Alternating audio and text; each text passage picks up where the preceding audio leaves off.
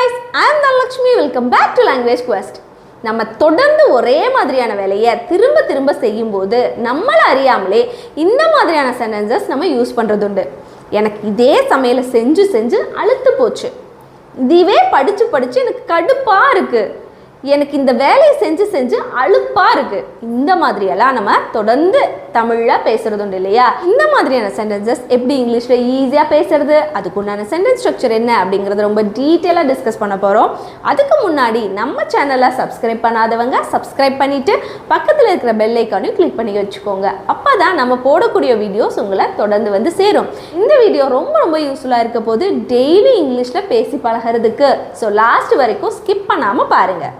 அப்புறம் என்ன, without any further delay, let's get into the video. எனக்கு ஒரு விஷயம் செஞ்சு ரொம்ப அழுத்து போச்சு, ரொம்ப சலிப்பாக இருக்குது, இந்த மாதிரிலாம் சொல்கிறதுக்கு நம்ம இந்த ஃபார்முலா யூஸ் பண்ணி தான் இங்கிலீஷில் சென்டென்ஸில் பேசுவோம். சரி, அதுக்குண்டான ஃபார்முலா என்ன பாருங்கள். சப்ஜெக்ட் அப்படிங்கிறத யூஸ் பண்ணிக்குவோம். சப்ஜெக்ட் அப்படிங்கிறது என்ன அப்படின்னு உங்களுக்கு நல்லா தெரியும். ஒரு சென்டென்ஸில் நம்ம யாரை பற்றி பேசுகிறோமோ அவங்கள தான் சப்ஜெக்ட் அப்படின்னு நம்ம சொல்லுவோம். சப்ஜெக்ட்ஸில் மோஸ்ட்லி என்னென்ன மாதிரியான வேர்ட்ஸ் வரும்? I, we, you, they, he, she, it, இல்லைன்னா நேம்ஸ். உங்கள் நேம்ஸ், என்னோட பேர், எந்த பெயர் சொல்லாக இருந்தாலும் அது சப்ஜெக்டில் வரும் அப்படிங்கிறது உங்களுக்கு தெரியும் இல்லையா? அடுத்தது இந்த மாதிரியான சென்டென்ஸ் உருவாக்கி பேசுகிறதுக்கு என்ன போடணும்? ஈஸ் இல்லைனா ஆம் இல்லைனா ஆர் அப்படிங்கிற ஹெல்பிங் வேர்ப் யூஸ் பண்ணி பேசுவோம். அடுத்தது என்ன ஆட் பண்ணணும் ஒரு சென்டென்ஸில்? Sick of. இதுதான் கீ ஃப்ரேஸ். நம்ம சென்டென்ஸ்க்கு உண்டான கீ ஃப்ரேஸ் என்னது? Sick of. அதுக்கப்புறம் ஜெரண்ட். ஜெரண்ட்னா கன்ஃபியூஸ் ஆகிக்க வேண்டாம், வேர்ப் கூட ஐஎன்ஜி சேர்த்து பேசுகிறத தான் ஜெரண்ட் அப்படின்னு சொல்லுவோம். இன்னொரு விஷயம், சென்டென்சஸ் பார்க்கறதுக்கு முன்னாடி ஒரு விஷயம் தெளிவாக நோட் பண்ணிக்கோங்க. சப்ஜெக்ட்ஸ் வந்து ஐ வந்ததுன்னா ஆம் அப்படிங்கிற ஹெல்பிங் வேர்பை யூஸ் பண்ணுவோம். இதுவே சப்ஜெக்ட்ஸ் வந்து வி, யூ, தே இருந்ததுன்னா ஆர் அப்படிங்கிற ஹெல்பிங் வேர்பை யூஸ் பண்ணுவோம். இதுவே சப்ஜெக்ட்ஸ் வந்து ஹி, ஷீ, இட்டு இல்லைனா நேம்ஸ் இருந்ததுன்னா ஈஸ் அப்படிங்கிற ஹெல்பிங் வேர்பை தான் நம்ம இந்த சென்டென்ஸில் யூஸ் பண்ண போகிறோம். உங்களுக்கு கன்ஃபியூஷனே இருக்கக்கூடாதுன்னு தான் ஆல்ரெடி நான் எழுதியும் போட்டுட்டேன். இப்போ சென்டென்சஸ் பார்க்கும்போது ரொம்ப ஈஸியாக புரிஞ்சிடும். இப்போ ரொம்ப டிஃபிகல்ட்டாக தோணினாலும் எப்பயும் போல் சென்டென்ஸ் பார்க்கும்போது ரொம்ப ஈஸியாக புரிய போகுது. Let's see the first sentence. ஒவ்வொரு செமஸ்டர்லையும் தேர்வுக்கு படித்து எனக்கு அழுத்து போச்சு இப்படின்னு எழுதியிருக்கிறோம். இது எப்படி பேசும்போது சொல்லுவோம்? ஒவ்வொரு செமஸ்டர்லையும் எக்ஸாம் படித்து எனக்கு போர் அடிச்சிச்சு, அழுத்து போச்சு அப்படி சொல்லுவோம் இல்லையா? அதுக்கு எப்படி இங்கிலீஷில் எழுதலாம் பாருங்கள். இந்த சென்டென்ஸை இந்த ஃபார்முலா யூஸ் பண்ணி எப்படி நம்ம மாற்ற போகிறோம் அப்படிங்கிறத நீங்களே கெஸ் பண்ணுங்கள். ஃபர்ஸ்ட் என்ன யூஸ் பண்ணுவோம்? சப்ஜெக்ட் அப்படிங்கிறது தான் இல்லையா? இந்த இடத்துல எனக்கு அப்படின்னு தான் நான் சொல்லியிருக்கேன், என்னோடய ஃபீலிங்கை தான் நான் சொல்லியிருக்கேன். ஸோ என்னை பற்றி சொல்லணுனால எனக்கு அப்படிங்கிறது தான் இங்கே சப்ஜெக்டாக வரும். எனக்குன்னா நான் எப்படி சொல்லுவேன்? ஐ அப்படிங்கிறது தான் நம்ம யூஸ் பண்ணுவோம். ஐ வந்தாலே ஈஸ் போடுவோமா, ஆம் போடுவோமா, ஆர் போடுவோமா? ஐ வந்தாலே ஆம் தான் போடணும் இல்லையா? ஸோ ஐ ஆம். நெக்ஸ்ட் ஃபார்முலாவில் என்ன இருக்குது? சிக் ஆஃப் அப்படிங்கிறது இருக்குது இல்லையா? அப்படியே போட்டுருவோம். ஆம் சிக் ஆஃப். இந்த இடத்துல எதை நம்ம மென்ஷன் பண்ணுறோம்? அழுத்து போச்சு அப்படின்னா தான் சிக் ஆஃப் அப்படிங்கிற ஃப்ரேஸ் நம்ம யூஸ் பண்ணுவோம். சரி, ஐ எம் சிக் ஆஃப் என்னது? படிச்சு. சரி, இங்கே நம்ம என்ன கொடுத்துருக்குறோம்? ஜெரண்ட். ஜெரண்ட் அப்படின்னாலே வேர்ப் கூட ஐஎன்ஜி சேர்த்து பேசுகிறத தான் ஜெரண்ட் அப்படின்னு சொல்லுவோம். இந்த இடத்துல என்ன வேர்ப் கொடுக்கப்பட்டிருக்கிறது? செய்யக்கூடிய செயல். ஒரு சென்டென்ஸில் செய்யக்கூடிய செயல் தானே வேர்ப். ஸோ இந்த இடத்துல செயலாக படிக்கிறது வந்தனால நம்ம இங்கே என்ன எழுதுவோம்? வேர்ப் கூட ஐஎன்ஜி சேர்த்து எழுதணும். அப்போது I am sick of studying. படிக்கிறதுக்கு ஸ்டடி, அப்போது studying. I am sick of studying என்னது? தேர்வுக்கு, ஃபார் எக்ஸாம்ஸ். எக்ஸாம்ஸ் எப்போ? ஒவ்வொரு செமஸ்டர்லையும் அப்படின்னு சொல்லியிருக்கிறோம். Every semester. Just read the sentence now. I'm sick of studying for exams every semester அப்படின்னு தான் நம்ம இங்கிலீஷில் பேசணும். ரொம்ப ஈஸியாக இருக்க போது நீங்கள் கண்டினியூஸாக பாருங்கள். நிறைய ப்ராக்டிஸ் பண்ண ரொம்ப ஈஸியாகிடும். நிறைய சென்டென்சஸ் இதே பேட்டர்னில் பார்க்க போகிறோம். ஸோ லாஸ்ட் வரைக்கும் ஸ்கிப் பண்ணாமல் பாருங்கள். அடுத்த சென்டென்ஸ் பாருங்கள். தினமும் ஒரே வீடியோ கேம் விளையாடி அவனுக்கு சலித்து போச்சு அப்படின்னு எழுதியிருக்கோம் இல்லையா? இது எப்படி நார்மலாக பேசுவோம்? அவனுக்கு டெய்லி ஒரே கேம் விளையாடி சலிச்சு போச்சு அப்படி சொல்லுவோம் இல்லையா? சரி, இது எப்படி இங்கிலீஷில் மாற்றலாம்? இதில் எது சப்ஜெக்ட் அப்படிங்கிறது கண்டுபிடிங்க. யாரை பற்றி பேசியிருக்கிறோமோ அவங்க தான் சப்ஜெக்ட். அவனுக்கு போர் அடிக்குது, சலிச்சு போச்சு அப்படின்னு தான் சொல்லியிருக்கிறோம். அப்போ அவன் அப்படிங்கிறது தான் சப்ஜெக்ட். ஹீ வந்தாலே என்ன போடுவோம்? ஈஸா, ஆமா, ஆரா? ஹீ ஷீட் வந்ததுன்னா ஈஸா போடுவோம். அப்போ ஹீஸ். சலுத்து போச்சு, சிக் ஆஃப் அப்படிங்கிறத எழுதுவோம். Sick of. என்னது? விளையாடி. அப்போ சிக் ஆஃப் பிளேயிங். ஃபார்முலால என்ன இருக்கு? வேர்ப் கூட ஐஎன்ஜி சேர்க்கணும்னு இருக்கு. அதான் ஜெரண்டுன்னு சொன்னோமா. He is sick of playing. என்னது? ஒரே வீடியோ கேம். அப்படியே அது என்னன்னு சொல்லலாம்? The same video game. எப்போ? தினமும். அப்படிங்கிறது என்னன்னு போடுவோம் இங்கிலீஷ்ல? Every day. He is sick of playing the same video game every day. அப்படிங்கிறது தான் நம்ம இங்கிலீஷில் யூஸ் பண்ணணும். பாருங்க, தினமும் காலையில் ஒரே விதமான சாப்பாடு சாப்பிட்டு எங்களுக்கு சலித்து போச்சு அப்படின்னு சொல்லியிருக்கிறோம் இல்லையா? ஸோ இது எப்படி மாற்றலாம்? இதில் யாரை பற்றி பேசியிருக்கிறோம்? எங்களுக்கு அப்படின்னு சொல்லியிருக்கிறோம். அப்போ எங்களுக்கு அப்படின்னா இங்கிலீஷில் என்னன்னு சொல்லுவோம்? we அப்படிங்கிற சப்ஜெக்ட் வந்து இங்கிலீஷில் எழுதுவோம். வி வந்தாலே என்ன வேர்ப் யூஸ் பண்ணணும்? ஆர் அப்படிங்கிறது தான் யூஸ் பண்ணணும். ஏன்? ஆர் அப்படிங்கிறது நிறையா பேருக்கு தான் ஆர்னு யூஸ் பண்ணுவோம். வீணா நிறையா பேர் சேர்ந்தது இல்லையா? ஒன்றுக்கு மேற்பட்டவங்களை தான் வீன்னு சொல்லுவோம். நாங்கள் அப்படின்னு சொல்லுவோம். அதனால ஆர் அப்படிங்கிற ஹெல்பிங் வேர்ப் தான் நம்ம யூஸ் பண்ணுவோம். We are sick of. சலித்து போச்சு அப்படிங்கிறதுக்கு தான் வி ஆர் சிக் ஆஃப். என்னது? சாப்பாடு சாப்பிட்டு. sick of eating. சாப்பிட்றதுக்கு தான் நம்ம என்னது? என்ன வேலை அடுத்தது? verb கூட ing சேர்க்கறனால eating. அந்த சாப்பிட்றதுக்கு தான் eating போட்டிருக்கிறோம். என்னது? ஒரே விதமான சாப்பாடு. அது எப்படி இங்கிலீஷில் போடலாம்? the same breakfast. the same breakfast. எப்போ? தினமும் காலையில். every morning. every morning அப்படின்னு சொல்லுவோம் இல்லையா? just read the sentence now. we are sick of eating the same breakfast every morning அப்படின்னு தான் இந்த சென்டென்ஸ் இங்கிலீஷில் பேசணும். என்ன கொடுத்துருக்கோம் பாருங்க. ரேடியோவில் ஒரே பாட்டை கேட்டு எனக்கு சலித்து போச்சு அப்படின்னு சொல்லியிருக்கிறோம். இந்த இடத்துல என்னையை பற்றி சொல்லியிருக்கிறோம். அப்போ எனக்கு அப்படிங்கிறது இங்கிலீஷில் என்னன்னு போடுவோம்? எனக்கு ஐ வந்தாலே ஆம் மட்டும்தான் வரும். அதனால் ஐ ஆம். நெக்ஸ்ட் ஃபார்முலாவில் சிக் ஆஃப் இருக்குது இல்லையா? சிக் ஆஃப் அப்படிங்கிறத போட்டுருவோம். சலித்து போச்சு அப்படிங்கிறதுக்கு சிக் ஆஃப். ஐ ஆம் சிக் ஆஃப். என்னது? ஒரே பாட்டை கேட்டு. இது எப்படி இங்கிலீஷில் எழுதுவோம்? பாட்டை கேட்கறதுக்கு லிசனிங் தான் சொல்லுவோம். ஓகேவா? பாட்டு கேட்கறது, எப்பவுமே மியூசிக் கேட்கறது, இது எல்லாத்தையுமே நம்ம லிசனிங் அப்படின்னு தான் சொல்லுவோம். I am sick of listening. என்னதா? ஒரே பாட்டை கேட்டு அப்படிங்கிறனால listening to the same music. எதில்? ரேடியோவில். On the radio. இப்போ ரீட் பண்ணி பாருங்க. I am sick of listening to the same music on radio அப்படிங்கிறது மாதிரி தான் நம்ம இங்கிலீஷில் பேசணும். Let's see the next one. அவன் தேவையில்லாத மீட்டிங்கில் பங்கேற்று கடுப்பாகி விட்டான் அப்படின்னு சொல்லுவோம். அழுத்து போயிட்டான், சலுத்து போயிடுச்சு, அவனுக்கு இல்லை கடுப்பாகிருச்சு. இந்த மாதிரி எதுனாலும் நம்ம யூஸ் பண்ணிக்கலாம் அந்த சென்டென்ஸ்க்கு. சரி, இது எப்படி இங்கிலீஷில் மாற்றலாம்? இதில் எது சப்ஜெக்ட் அப்படிங்கிறத சொல்லுங்கள். அவனை பற்றி சொல்லியிருக்கிறோம். அப்போ ஹீ வந்தாலே ஈஸ். இதில் ஈஸ் அப்படிங்கிற வேர்ப் தான் செலக்ட் பண்ணுவோம். Next sick of. He is sick of. என்ன கடுப்பாயிருச்சு அவனுக்கு? தேவை பங்கேற்கிறது இல்லையா? He is sick of. பங்கேற்கிறதுக்கு அட்டெண்டிங் அப்படின்னு சொல்லுவோம். அட்டெண்டிங். என்னது? தேவையில்லாத மீட்டிங்க. அப்போ என்ன சொல்லுவோம்? பாயிண்ட்லெஸ். தேவையில்லாத மீட்டிங்னா பாயிண்ட்லெஸ் மீட்டிங்ஸ் அப்படின்னு சொல்லுவோம். Pointless meetings. இந்த மாதிரி தான் இங்கிலீஷில் நம்ம இந்த சென்டென்ஸை மாற்றி பேசணும். சென்டென்ஸ் பாருங்கள், ரொம்ப ரொம்ப யூஸ்ஃபுல்லான சென்டென்ஸ். தினமும் இந்த போக்குவரத்து நெரிசலில் எங்களுக்கு கார் ஓட்டுவது கடுப்பாக இருக்கிறது அப்படின்னு சொல்லியிருக்கோம் இல்லையா?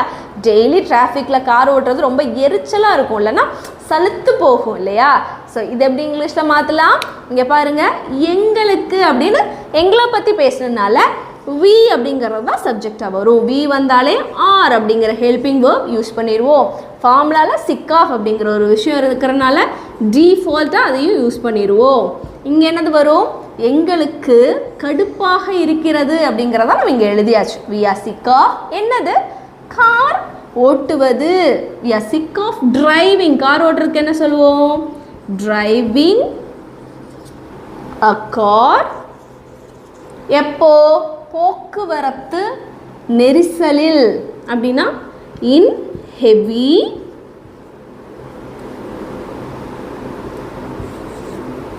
traffic. எப்போ? தினமும், every day. ஓகேவா? just read the sentence.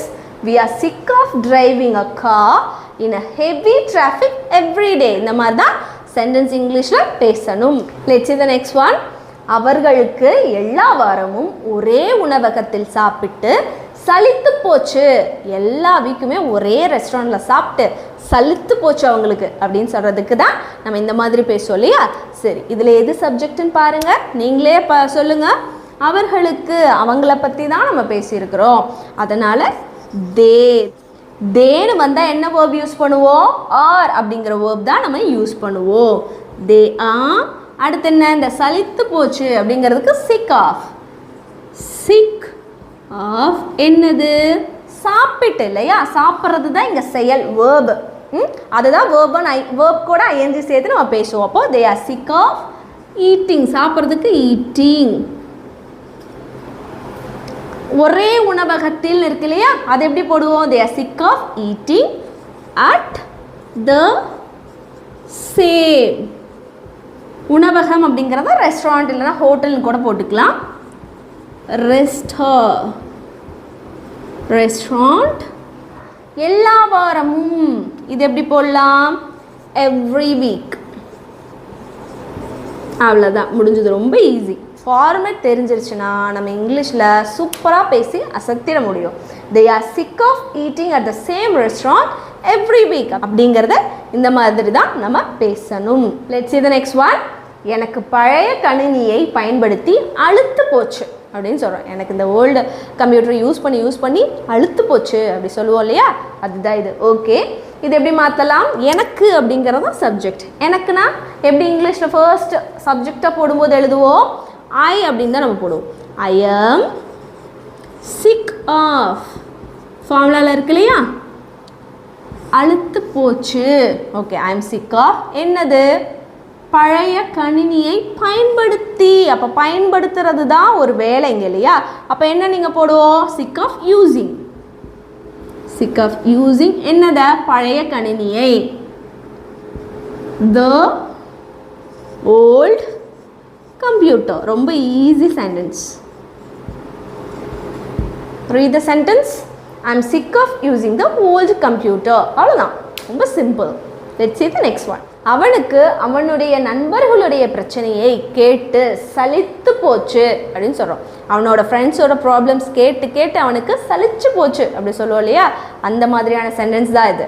சரி, இதில் எது சப்ஜெக்ட் உங்களுக்கே நல்லா தெரியும். நம்ம யாரை பற்றி பேசியிருக்கிறோம்? அவனை பற்றி பேசியிருக்கிறோம். அதனால் ஹீ வந்தாலே என்ன வேர்ப் யூஸ் பண்ணுவோம்? Helping verb. நெக்ஸ்ட்டு ஈஸ் அப்படிங்கிறது ஹீ இஸ். அடுத்தது என்னது? சலித்து போச்சுங்கிற கீ ஃப்ரேஸ் யூஸ் பண்ணுவோம் இல்லையா? Sick of. He sick of. அடுத்து என்ன போடணும்? வேர்ப் கூட ஐஎன்ஜி சேர்த்து எழுதுவோம். இங்கே என்ன வேர்ப் கொடுக்கப்பட்டிருக்கிறது? கேட்கறது அப்படின்னு சொல்லியிருக்கிறோம். ஸோ கேட்கறது அப்படிங்கிறது இந்த இடத்துல என்னன்னு போடுவோம்? Sick of listening. லிசன் அப்படிங்கிறது தான் வேர்ப். அது கூட ஐஎன்ஜி சேர்க்கும்போது லிசனிங்னு மாறிடும். லிசனிங் என்னது? அவனுடைய நண்பர்களுடைய பிரச்சனையை அப்படின்னு சொல்கிறோம் இல்லையா? To his friends problems. He is sick of listening to his friends problems அப்படின்னு தான் நம்ம இந்த சென்டென்ஸ் வந்து பேசணும் இங்கிலீஷில். let's see the next one. குழந்தைகளுக்கு பழைய பொம்மைகளை வைத்து விளையாடி சலித்து போச்சு அப்படின்னு சொல்கிறோம். அவங்களுக்கு வந்து அந்த பழைய பொம்மையை வச்சு விளையாடி சலிச்சு போச்சு அப்படி சொல்லுவோம் இல்லையா, அதுதான் இது. சரி, இதில் எது சப்ஜெக்ட்டு? குழந்தைகள் பற்றி பேசினனால குழந்தைகள் அப்படிங்கிறதா சப்ஜெக்ட். குழந்தைகளுக்கு இங்கிலீஷில் என்ன சொல்லுவோம்? சில்ட்ரன். சில்ட்ரன் சில்ட்ரன் அப்படிங்கிறது ப்ளூரல் இல்லையா, ஸோ வி தே அப்படிங்கிறது கூட தான் வரும். நிறைய பேர் குழந்தைகள் அப்படின்னு சொல்லும்போது அப்போ வீனா நிறைய பேர், தேனா நிறைய பேர், அப்போ என்ன வேர்ப் யூஸ் பண்ணுவோம்? ஆர் அப்படிங்கிறது தான். அப்போ சில்ட்ரன் கூட ஆர் அப்படிங்கிற ஹெல்பிங் வேர்ப் யூஸ் பண்ணியாச்சு. சலித்து போச்சுக்கு என்ன போடுவோம்? சிக் ஆஃப் அப்படிங்கிறத போடுவோம். என்னது சிக் ஆஃப்? விளையாடி. அடுத்தது என்ன? வேர்ப் கூட ஐஎன்ஜி சேர்க்கணுமா? இங்கே என்ன வேர்ப் கொடுக்கப்பட்டிருக்கிறது? செயல் செய்யப்பட்டிருக்கிறது விளையாடுறது. விளையாடுறதுக்கு என்ன இங்கிலீஷில்? ப்ளே. ஐஎன்ஜி சேர்க்கும்போது playing. Children are sick of playing. என்னது? பழைய பொம்மைகளை வைத்து அப்படின்னு வரும். அப்போ playing with the old toys. அவ்வளோதான். Just read the sentence. Children are sick of playing with the old toys அப்படின்னு தான் நம்ம சொல்லணும். Let's see the next one. ரொம்ப இன்ட்ரெஸ்டிங்கான சென்டென்ஸ். எனக்கு ஒரே சாக்குகளை ஒவ்வொரு நாளும் கேட்டு சலிப்பாயிடுச்சு அப்படின்னு சொல்லியிருக்கிறோம். ஒவ்வொரு நாளும் சேம் எக்ஸ்கியூஸு, அதை கேட்க எனக்கு சலிச்சே போச்சு அப்படி சொல்லுவோம் இல்லையா, அதுதான் இது. சரி, இதை எப்படி மாற்றலாம்? எனக்கு அப்படிங்கிறது தான் சப்ஜெக்ட். என்னை பற்றி தான் சொல்லியிருக்கிறோம். ஐ வந்தாலே ஆம் அப்படிங்கிற வேர்ப் நம்ம கம்பல்சரியாக ஆட் பண்ணிடுவோம் இல்லையா. ஐ ஆம், அதுக்கப்புறம் அந்த கீ ஃப்ரேஸ் ஐ ஆம் சிக் ஆஃப். இந்த கேட்டு சலிப்பாயிருச்சு சொல்கிறோம் இல்லையா, அது ஐ ஆம் சிக் ஆஃப். இந்த இடத்துல எது வேர்பாக கொடுக்கப்பட்டிருக்கிறது? கேட்கறது. கேட்டு அப்படின்னு. அப்போ கேட்கறதுக்கு இங்கிலீஷில் ஹியர். ஐஎன்ஜி சேர்க்கும்போது ஹியரிங். ஐ ஆம் சிக் ஆஃப் ஹியரிங். என்னது? ஒரே சாக்குகளை ஒவ்வொரு நாளும். ஒரே சாக்குகளைனா ஹியரிங் த. சாக்கு போக்கு சொல்கிறது வந்து எக்ஸ்கியூசஸ் அப்படின்னு சொல்லலாம் இங்கிலீஷில். ஓகேவா? அப்போது I am sick of hearing the same excuses. ஒவ்வொரு நாளும் அப்படிங்கிறதுக்கு எவ்ரிடே. ரீட் பண்ணி பாருங்கள். I am sick of hearing the same excuses every day அப்படின்னு நம்ம இந்த சென்டென்ஸ் இங்கிலீஷில் பேசியிருக்கிறோம். Let's see the next one. அவளுக்கு ஒரே மாதிரியான உடற்பயிற்சி செய்து அழுத்து போச்சு. அவளுக்கு ஒரே மாதிரியான எக்ஸசைஸ் செஞ்சு அழுத்து போச்சு அப்படி சொல்லுவோம் இல்லையா, அதாவது சரி. அவளுக்கு, அவளை பற்றி பேசினனால அவள் அப்படிங்கிறது என்னது தான்? சப்ஜெக்ட் தான். ஷீ வந்தாலே ஈஸ் அப்படிங்கிறது உங்களுக்கு தெரியும் இல்லையா. ஹி ஷீட் வந்தால் is. She is sick of அப்படிங்கிற கீ ஃப்ரேஸ். சிக் ஆஃப் அழுத்து போச்சு. She is sick of. என்னது? ஒரே மாதிரியான உடற்பயிற்சி செய்யறது தான் இங்கே வந்து என்னது? ஒரு வேர்பாக இருக்குது, ஒரு வேலையாக இருக்குது. அப்போ செய்யறதுக்கு டூ அப்படின்னு சொல்லுவோம். ஐஎன்ஜி சேர்க்கும் போது doing. Sick of doing the same exercises இல்லையா. ஒரே மாதிரியான உடற்பயிற்சிக்கு என்ன போடுவோம்? The same exercise. That's it.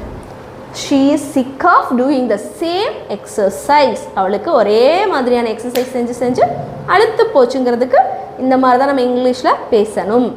இதோட இன்னைக்கான லெசன் ரொம்ப சூப்பராக முடிச்சாச்சு. இன்னைக்கான லெசனில் நம்ம என்னென்ன பார்த்தோம்? ஒரு விஷயத்தை தொடர்ந்து செஞ்சுட்டு இருக்கும்போது நம்மளே அறியாமல் அந்த விஷயம் வந்து ரொம்ப சலிப்பாயிடும், ரொம்ப அழுத்து போயிடும், ரொம்ப கடுப்பாக இருக்கும் இல்லையா. ஸோ இந்த மாதிரியான சென்டென்சஸை எப்படி இங்கிலீஷில் பேசுறது, அதுக்குண்டான சென்டென்ஸ் ஸ்ட்ரக்சர் என்ன, அதுக்குண்டான கீ ஃப்ரேஸ், முக்கியமாக இந்த மாதிரியான சென்டென்சஸ் பேசுகிறதுக்கு சிக் ஆஃப் அப்படிங்கிற கீ ஃப்ரேஸ் யூஸ் பண்ணி எப்படியெல்லாம் ஒரு சென்டென்ஸ் வந்து இங்கிலீஷில் பேசலாம் அப்படிங்கிறத ரொம்ப டீட்டெயிலாக டிஸ்கஸ் பண்ணியிருந்தோம் இல்லையா. இந்த மாதிரியான சென்டென்சஸ்லாம் இங்கிலீஷில் பேசி பழகிறவங்களுக்கு ரொம்ப ரொம்ப இம்பார்ட்டண்ட்டான சென்டென்ஸ். ஏன்னா இதெல்லாம் இங்கிலீஷில் ரொம்ப காமனாக பேசக்கூடிய சென்டென்சஸ். ஸோ இதெல்லாம் லேர்ன் பண்ணிவிட்டு நம்ம எவ்ரிடே ஸ்பீக்கிங்கில் பேசி பழகும்போது உங்களோட இங்கிலீஷ் வேறு லெவலில் இம்ப்ரூவ் ஆகும். இந்த வீடியோ கண்டிப்பாக யூஸ்ஃபுல்லாக இருக்கும் அப்படின்னு நான் நம்புகிறேன். உங்களுக்கும் அதே மாதிரியே தோணுச்சுன்னா நீங்கள் பண்ண வேண்டிய ஒரே விஷயம், நம்ம சேனலை சப்ஸ்கிரைப் பண்ணிவிட்டு பக்கத்தில் இருக்கிற பெல் ஐக்கானையும் கிளிக் பண்ணிக்கோங்க. நான் உங்களை இன்னொரு யூஸ்ஃபுல்லான வீடியோவில் பார்க்குறேன். Until then, take care. Bye-bye.